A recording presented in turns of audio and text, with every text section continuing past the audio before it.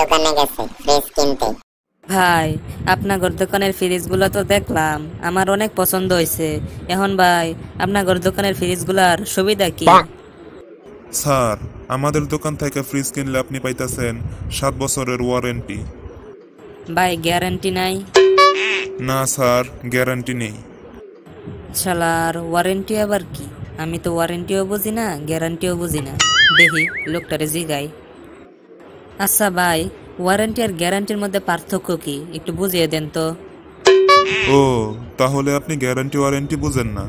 আচ্ছা, তাহলে ধরেন আপনি বিয়ে করছেন, 1 বছর পর আপনার স্ত্রী খুবই অসুস্থ হয়ে পড়ল, জীবন যায় যায় অবস্থা। এমন সময় আপনার কষ্ট দেখে যদি আপনার শ্বশুর আপনার বউকে পার্মানেন্টলি নিয়ে আপনার শালিকার সাথে বিয়ে দেয়, মানে পুরো এক্সচেঞ্জ করে দেয়, তাহলে সেটা হবে গ্যারান্টি।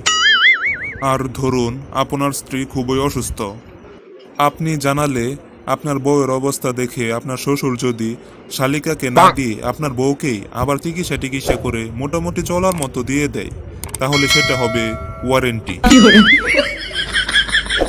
বুঝতে পারছেন স্যার?